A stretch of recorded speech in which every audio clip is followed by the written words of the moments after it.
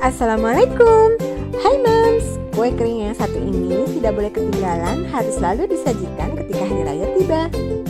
Rasanya yang gurih serta teksturnya renyah dan taburan keju yang melimpah di atasnya akan membedakan kue kering yang satu ini dengan kue kering yang lainnya. Apalagi kalau bukan kastengel. Untuk resep kali ini, saya mempergunakan bahan-bahan premium untuk menciptakan kualitas premium dari kue ini. Seperti apa bahan dan cara pembuatannya? Yuk kita simak bersama. Bahan-bahan yang dibutuhkan adalah sebagai berikut. Seperti biasa, kita perlu siapkan terlebih dahulu seluruh bahan-bahan yang kita butuhkan untuk memudahkan dalam proses pembuatan. Cara pembuatannya adalah sebagai berikut. Masukkan mentega ke dalam wadah kering yang telah kita siapkan. Dalam hal ini saya memasukkan dua jenis mentega, yaitu ancor dan almond. Lalu kita masukkan gula kastor atau gula halus dan kita tambahkan garam ke dalamnya. Setelah itu kita bisa mulai mengocoknya dengan bantuan hand mixer, atau jika Moms tidak memiliki hand mixer, Moms bisa mempergunakan whisk untuk mengocoknya. Mixer dengan kecepatan sedang hingga mentega dan gula kastor mengembang. Tujuannya ialah untuk memasukkan partikel-partikel udara ke dalam adonan agar kastengel yang kita hasilkan memiliki tingkat kerenyahan yang maksimal. Setelah sekitar 5 menit, mentega dan gula kastor yang kita kocok dengan mixer akan mulai terlihat mengembang yang ditandai dengan warna yang pucat pada adonan. Pada saat itu kita bisa mulai memasukkan telur satu persatu untuk kemudian kita kocok. Sesi pengocokan telur ini tidak perlu terlalu lama, cukup hanya sampai tercampur saja. Setelah itu kita masukkan kuning telur yang kedua dan kita bisa melanjutkan untuk mengocoknya. Setelah bahan tersebut tercampur secara merata, kita bisa memasuki proses berikutnya, yaitu memasukkan dua jenis keju yang telah saya siapkan, yaitu keju edam dan keju parmesan. Keju edam dan keju parmesan ini adalah jenis keju tua yang sangat tepat digunakan dalam membuat kastengel. Aduk rata seluruh keju yang dimasukkan ke dalam adonan. Untuk menekan biaya produksi, keju edam dan keju parmesan bisa diganti dengan keju cheddar yang sebelumnya telah dikeringkan dengan dipanggang terlebih dahulu atau diangin-anginkan di dalam lemari es selama 2 malam. Setelah itu, kita bisa mulai memasukkan bahan kering ke dalamnya, dimulai dengan tepung terigu, kemudian tepung maizena,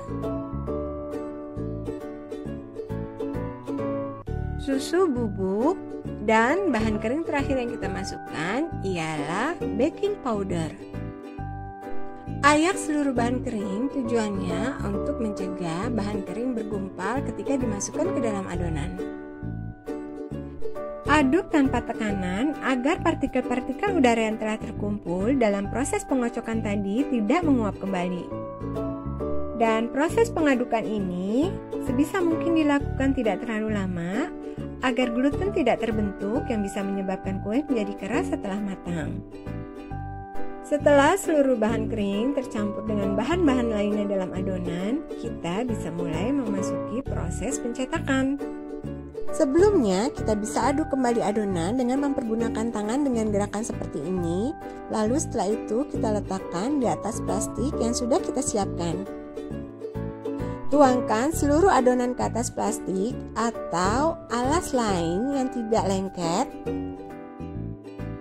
Dan kita bisa mulai proses membentuk adonan ini dengan cara menekan-nekan dan meratakan pada sisi kiri, kanan, atas, dan bawah adonan.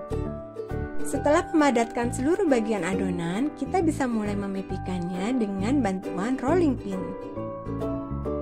Proses memipikan adonan ini, usahakan membentuk adonan dengan ketebalan 0,5 cm. Atau diusahakan agar adonan tidak terlalu tebal, juga tidak terlalu tipis.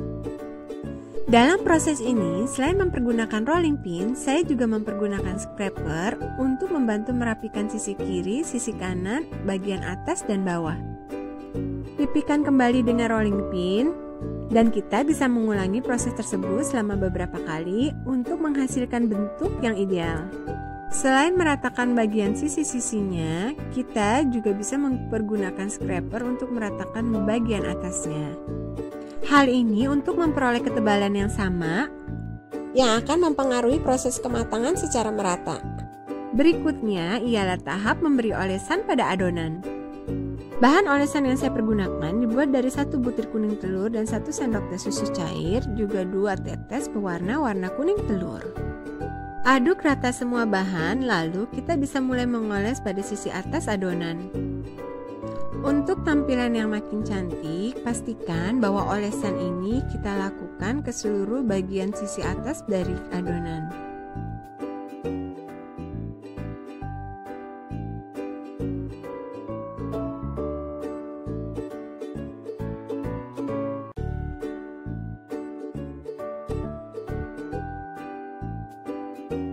Setelah selesai proses pemolesan, kita bisa mulai menaburi keju di atasnya.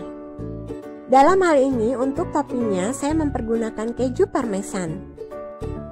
Atau Moms juga bisa mempergunakan keju cheddar untuk taburannya. Pastikan bagian atas dari kue kastengel ini tertutupi secara merata dengan taburan keju. Agar taburan keju tidak berhamburan pada saat sesi pemotongan nanti, kita bisa memadatkan keju-keju ini dengan bantuan scraper ke seluruh bagian.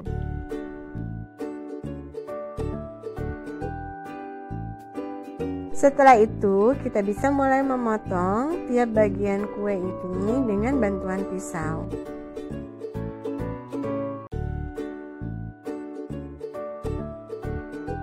Potong sama besar tiap sisinya untuk menghasilkan hasil pemotongan yang seragam.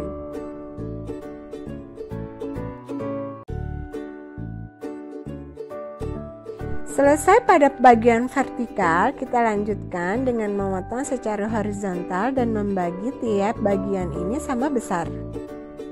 Jika Moms merasa kesulitan mencetak secara manual, Moms bisa mempergunakan cetakan kastengel yang bisa dibeli di toko bahan kue atau di toko-toko gerabah. Saya memilih mencetak secara manual karena menurut saya dengan proses ini lebih cepat pengerjaannya. Namun untuk keseragaman bentuk yang lebih rapi, Moms bisa mempergunakan cetakan kastengel yang saya sebutkan tadi. Inilah dia cetakan kastengel yang bisa dipergunakan Moms untuk menghasilkan keseragaman bentuk pada kue kastengel kita. Setelah tercetak seluruhnya, kita bisa letakkan di atas loyang yang sebelumnya telah saya olesi dengan margarin dan ditaburi dengan sedikit tepung terigu. Atur jarak antar kue kastengel ini agar tetap ada ruang ketika mengembang nanti. Selesaikan proses ini hingga seluruh kastengel tertata di atas loyang.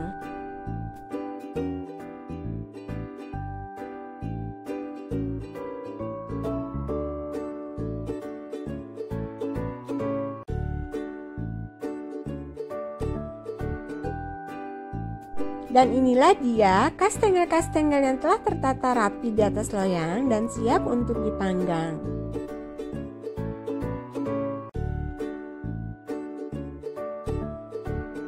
Panggang dengan api kecil atau suhu 140 derajat Celcius selama 60 menit. Dan inilah dia kastengel-kastengel yang telah matang. Kita bisa hilangkan uap panasnya dan tunggu hingga dingin, baru kita bisa masukkan ke dalam kemasan. Tips agar kue kering yang kita hasilkan bisa tahan dalam waktu yang cukup lama, saya biasa melakukan pemanggangan dalam 2 tahapan. Setelah pemanggangan pertama, biasanya saya diamkan selama 1 jam dulu, lalu kemudian saya panggang kembali dengan api kecil. Dengan demikian, kue kering kita akan makin renyah dan tahan lama. Alhamdulillah, cantik bukan hasil kastengel yang telah melalui 2 kali proses pemanggangan. Kastengel ini adalah jenis kastengel yang rasa gurihnya pas, teksturnya renyah maksimal, dihasilkan dari 3 jenis keju sekaligus, dan yang paling penting, saya tidak merasakan seret di tenggorokan setelah memakan kastengel ini. Jangan ragu untuk mencoba resep ini ya Moms. Terima kasih telah menonton, dan jangan lupa untuk subscribe, like, dan komen. Wassalamualaikum warahmatullahi wabarakatuh.